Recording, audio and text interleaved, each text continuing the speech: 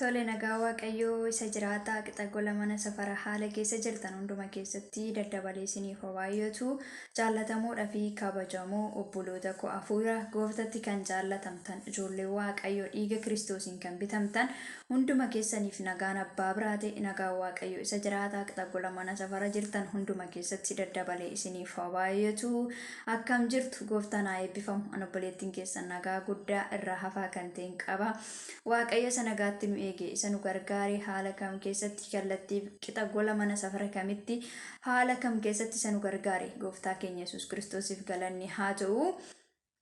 Egaa baga gooftaadhaan eegamtanii baga gargaaramtanii baga ayyaanni waaqayyoo eegumsi jaalalli waaqayyoo isiniif baay'ate isiniin jechuutiin jaalladha obboloota koo jaallatamoo.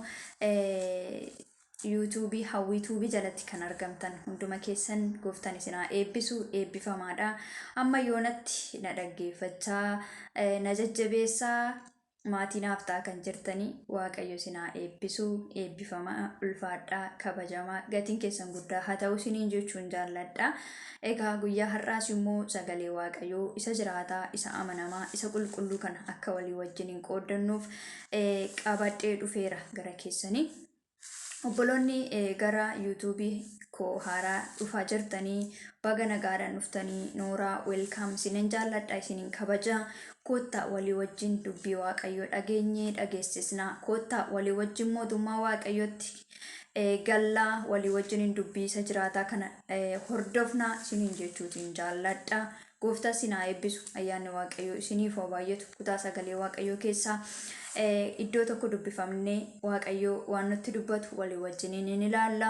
Guyyaa kaleessaa wangeelaa Maatiyos boqonnaa 22 irraati walii wajjiniin ilaallee turre. Uffata cidhaa kee uffatteettaa kan jedhu mata dureedhuma sana har'as immoo kutaa lammaffaasaa itti fufnee walii wajjiniin ilaalla. Warri wayyaa cidhaa kana uffatan eenyudha? Warri wayyaa cidhaa kana uffachuun isaan barbaachisu eenyudha? Maaliif immoo wayyaa cidhaa kana uffatu kan jedhu sagalee waaqayyoo keessatti waliitiin hin qooddannaa. Waaqayyo immoo nutti dubbata, nu barsiisa, nu gargaara, nu geggeessa. Barsiisan keenya hafuura qulqulluudha. Yaada keenya yaada waaqayyoo irratti hidhannee dubbii sagalee waaqayyoo walii wajjiniin dhaggeeffannaa. Yesuus keenya bara baraan gooftaadha. Wangeela Maatiyos boqonnaa 25 lakkoofsa 1 irraa kan jiru kaasee dubbisee walii wajjiniin hin dhaggeeffannaa. Akkana jedha maqaa Yesuusiin. Yesuus yommus mootummaan waaqaa dubartoota kurnan warra ibsaa isaanii fudhatanii dhirsa misirroo simuudhaaf ba'an fakkaata. Durboota sana keessaa 5 gowwoota turan, 5 immoo abshaalota turan. Warri gowwoonni ibsaa isaanii fudhatan malee cuunfaa ejersaa isaa ibsaatti naqan hin fudhatin. Warra abshaalonni ibsaa isaanii wajjin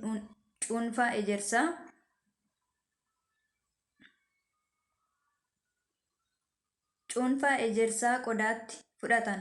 Dhirsi misirroo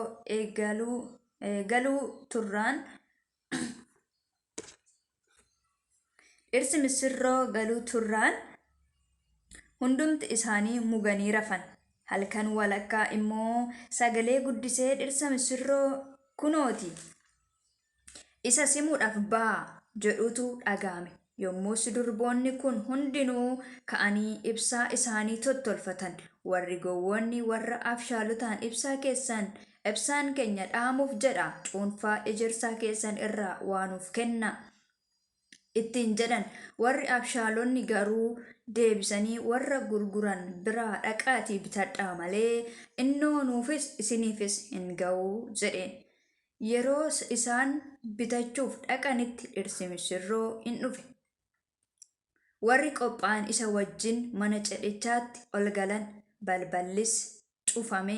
Durboota sana keessaa warri hafan immoo booddee dhufanii yaa gooftaa nuuf bani jedhan. Inni immoo deebisee dhuguman isiniin jedha ani isiniin beeku jedhee egaa guyyichi yerichi isin beekamuuti dammaqaa jedhe. Yesuus keenya bara baraan gooftaadha. Egaa guyyaa kaleessaa nama wayyaa cidhaa uffatee gara cidhaatti utuu hin galin mana cidhaa keessatti wayyaa cidhaa utuu hin uffatin argame tokko walii wajjiniin ilaalle wangeela Maatiyos boqonnaa 22 lakkoofsa tokko kaasnee jechuudha. Namni wayyaa cidhaa utuu hin uffatin mana cidhaa keessatti argame suni gadi baafameetu dukkana keessatti harki fi miilli isaa hidhame gadi darbatame jechuudha. Yesus keenya bara baraan gooftadha. Egaa namichi suni wayyaa cidhaa uffatee hin argamne waan ta'eef dukkana keessatti gadi baafame hin darbatame hin gatame jechuudha. Achi keessa immoo raammoo nama nyaatuu fi ibidda hin dhaamnetu achi keessa jira. Boo'uu watwaannaa ilkaan qaruutu achi keessa jira jechuudha. Egaa kutaa kanarratti immoo fakkeenya mootummaa waaqayyooti kan nuti waliin ilaallu. Wayyaa cidhaa isa kan foonii ilaalla otoo hin ta'in wayyaa cidhaa isa kan hafuuraa walii wajjiniin ilaalla. Yesus keenya bara baraan gooftadha. Warri wayyaa cidha isaanii miiccatanii uffatanii qophaa'anii dammaqoota warri ta'anii arras mootummaa waaqayyootti dafanii galu. Warri immoo otoo hin qophaa'in warri rafan warri mugan warri of gatanii jiran immoo egaa misirroon yeroo dhufutti dafee misirroo yoo dhufe otoo misirroon hin dhufin qophaa'uun kan irra jiraatu yeroo misirroon dhufetti qophaa'uun carraa hin argatani. Kutaa kanarratti wanti nuti argannu wangeela Maatiyos boqonnaa 25 lakkoofsa tokko kaasnee yeroo ilaallu gooftaa Yesus Kiristoos akkas jedheetu barsiisa. Mootummaan Waaqayyoo durboota misirroo isaanii eeggatanitti fakkeeffamaatiin jedhe. Durboonni misirroo isaanii eeggatan durba qophooftee kaadhimamtee misirroo ishii qophooftee eeddutti fakkeeffamaa jechuudha. Egaa durboota 10tu ture. Durboonni 10 kuni 5 gowwoota 5 immoo abshaalota turani. Warri gowwoonni suni ibsaa isaanii utuu hin qabsiifatanii ibsaa isaanii qofa qabsiifataniitu qophaa'anii yeroo jala ga'ee sagaleen dhirsi misirroo dhufeera baasima yeroo jedhanitti ibsaa isaanii jalaa dhufe. Gaafa ibsaa isaanii jalaa dhufu immoo warra abshaalota sanaanii nuuf qoodaa kan keessan irraa cuunfaa kana irra nuuf qoodadha. Nun ga'u nu jalaa dhumeera waan ta'eef jedhanii isaan kadhatan. Warri abshaalonni sun immoo ibsaa isaanis qabsiifatanii cuunfaa ejersaa isaanis qopheeffataniiru. Yesus Kiristoos bara baraan gooftadha. Egaa warri mugan warri of gatanii warri waan barbaadan akkuma barbaadanitti jiraatan warri sagalee waaqayyoo keessatti of hin qopheessine warri mootummaa waaqayyoof of hin qopheessine alatti hafu. Yesus nu haa gargaaru. Waaqayyo hunduma keenya hafuura nama dammaqsu nuuf haa ergu. Egaa baay'een keenya sagalee waaqayyoo yeroo dubbifannu dammaquu dandeenya. Gaafa sagalee waaqayyoo irraa fagaanne garuu egaa galaan keenya gaafa nutti hir'atu galaan keenya wanti nuti qopheeffannu ibsaan keenya dubbii isa jireenyaa dubbii isa qulqulluu dubbii isa amanamaa kana duwwadha. Isa kanaan alatti ibsaa biraa hin qabnu. Isa kanaan alatti galaa biraa hin qabnu. Isa kanaan alatti cuunfaa ejersaa cuunfaa wayinii tokko hin qabnu.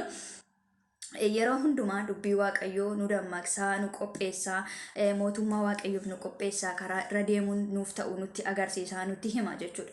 Yesus keenya bara baraan gooftadha. Kanaaf yeroo hundumaa warra qophaa'an warra wayyaa cidha isaanii miiccatanii uffatanii dhirsa misirroo isaanii simuudhaaf ba'an qophaa'ota akka taanuu fi sagaleen kun nu barsiisa jechuudha. Egaa durboonni 5 kun nuti hin qabnu nun ga'e isiniin hin ga'u waan ta'eef dhaqaatii iddoo bitamu bitadhaa warra gurguran irraati bitadhaattiin jedhanii gaafa isaan naqanii bitatanii dacha'anitti dhirsi misirroo dhufeera. Egaa jalqabayyuu dhirsi misirroo dhufeera ka'aa simadhaa baasii madhaa jedhameera. Gaafa dhirsi misirroo dhufeera baasii madhaa jedhanii utuu dhirsi misirroo isaan bukkee hin ga'ini maal godhanii cuunfan jalaa dhumeetu wanti qodaa isaanitti naqatan dabalata jalaa hin qabani waan ta'eef gaafa isaan dhaqanii sanatti dabalata barbaadanii gaafa galaa isaanii qopheeffachuu dhaqanii misirroo isaanii dhufeera. Gooftaan mootichi abbaan misirroo sunii dhufee balbala isaa gadi cufate warra qophaa warra dammaqanii warra isa eeggatan simatee warra isaaf qophaa'an warra dhimmanii isa eeggatan simatee ol galfatee warra mugan warra rafan warra immoo yeroo isaaniitti qophaa'anii hin eegnetti alatti balbalatti gadi cufatee jechuudha. Waaqayyo gooftaan nu haa gargaaru. Egaa maal jedha kutaa kanarratti sagalee waaqayyoo egaa dammaqaadha. Dammaqaa yerichi guyyichis yoom akka ta'e hin beektan waan ta'eef qophaa'ota dammaqoota taa'adhaa jedha. Yesus keenya bara baraan gooftadha.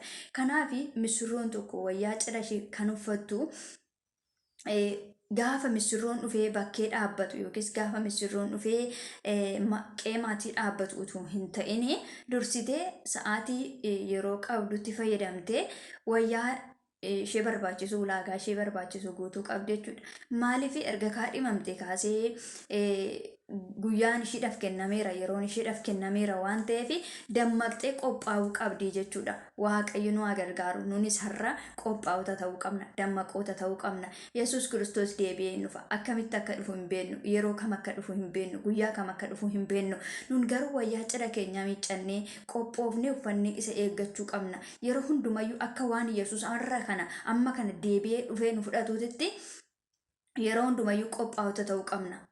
Dammaqoota ta'uu qabna. Wayyaan cidha keenyaa miiccamu qaba. Wayyaan cidha keenyaa immoo yeroo hunduma qophaa'aa ta'uu qaba malee ganaa yeroo inni dhufetti immoo ganaa deemnee wayyaa cidha keenyaa uffanna miti. Yaada wayyaa cidha keenyaa uffanna yeroo jennu wayyaa isa bakkeetti uffatamu otoo hin ta'in yaada garaa keenya qulqulleeffannee mootummaa Waaqayyoo keessa qulqullummaa fi amanamummaadhaan isa eeggachuudha. Egaa wangeela mul'ata boqonnaa 13 keessatti Maarqos boqonnaa 4:13 keessatti in dubbata jechuudha. Kanaaf yeroo hundumayyuu qophaa'ota dammaqoota warra sagalee Waaqayyoo dhaga'uudhaaf mootummaa Waaqayyootiif warra of qopheessan ta'anii argamuu qabna jechuudha. Yesuus Kiristoos bara baraan gooftaadha. Hin qophoofnu yoo ta'e ammas nutti cufamuun isaa hin hafu. Utuu nutti hin cufamini utuu yeroo qabnu utuu sa'aatii qabnu utuu guyyaa qabnu qophaa'uu qabna jechuudha. Yeroo hundumayyuu mootummaa isaaf of qopheessuu qabna jechuudha. Yesuus keenya bara baraan gooftaadha. Kanaaf dammaqoota warra qophaa'anii warra yeroo hundumayyuu wayyaa cidha isaanii uffatan ta'anii argamuu qabna. Irraan ibsii wayyaa cidha keenya uffannee jirra qophoofnee jirra yaada garaa keenya geeddarachaa jirra moo biyyuma lafaa wajjiniin tumaa oolla biyyuma lafaa wajjiniin fiigaa oolla moo eessa jirra yaadni keenya mootummaa Waaqayyoo irra jira moo qabeenya keenya badhaadhummaa keenya mootummaa Waaqayyoo irratti walitti qabachaa jirra moo eessatti yeroo keenya gubaa oolla eessatti yeroo keenya dabarsaa oolla eenyu wajjin yeroo keenya dabarsina. Qophaa'aa jirra moo mugnee jirra moo mootummaa Waaqayyoof of qopheessinee jirra. Ayyaanni Waaqayyoo nuuf haa baay'atu. Waaqayyo nu haa gargaaru. Lallabuu miti kan mootummaa Waaqayyootti nu galchu. Faarfachuu miti kan mootummaa Waaqayyootti nu galchu. Inni gaariidha. Hojii Waaqayyoo mul'isuudha. Mootummaa Waaqayyoo babal'isuudha. Yaa ta'u garuu ofii keenya duraan dursinee jireenya keenyaan qophaa'ota ta'uu qabna. Jireenya keenyaan dammaqoota ta'uu qabna. Labuun iyyuu mataan isaa dursa qophaa'uu nama barbaachisa. Dura Waaqayyo maal akka dubbatu, Waaqayyo maal akka jedhu, ergaa maalii akka of keessaa qabuuf qophaa'ota ta'uu qabna. Kanaaf Gooftaa Yesuus immoo akkana jedhe Wangeelaa Maatiyuus keessatti namni yaa gooftaa jechuu qofa mootummaa Waaqayyootti hin galu jedhe. Maaliin malee hojii abbaa koo isa waaqarraa sana yoo raawwate malee namoonni baay'een guyyaa sanatti ani raajii dubbadheera maqaa keetiin dhukkubsattoota fayyiseera naaniin jedhu. Garuu immoo nama jaalala Waaqayyo isa waaqarraa raawwate duwwatu mootummaa Waaqayyootti galuu danda'a. Guyyicha sana ani immoo sin hin beekun ittiin jedhaadha. Yesuus keenya bara baraan gooftaadha. Sin beeku akka nuun hin jennetti yeroo hundumaa ayyaana Waaqayyoo isa uffanne ayyaana Waaqayyoo isa nutti kenname gatii otoo hin dhabsiisini. Ayyaana Waaqayyoo keessa jiraachuu qabna. Ayyaana Waaqayyoo sana ofirratti kabachiisuu qabna. Ulfina Waaqayyoo mul'isuu qabna. Lallabuun keenya akkasumaan hin ta'in, faarfachuun keenya akkasumaan hin ta'in ulfinni Waaqayyoo nurraa mul'achuu qaba. Ayyaanni Waaqayyoo iddoo nurratti argachuu qaba. Kanaaf yeroo hundumaa warra qophaa'an, warra dammaqanii, warra mootummaa isaaf of qopheessan ta'uu qabna jechuudha. Yesuus keenya bara baraan amanamaadha. Kanaaf yeroo hundumayyuu wayyaan cidha keenyaa miiccamaa qullaa ta'uu qaba. Yaadni garaa keenya qulqullaa ta'uu qaba. Jaalala Waaqayyoo raawwannee argamuu qabna. Lallabuun keenyas dhimma baasuu qaba. Mootummaa Waaqayyoo lallabuu qabna. Bara dhaloonni mootummaa Waaqayyoo dhiisanii badhaadhummaa lallaban keessatti mootummaa Waaqayyoo immoo dagatamaa jira.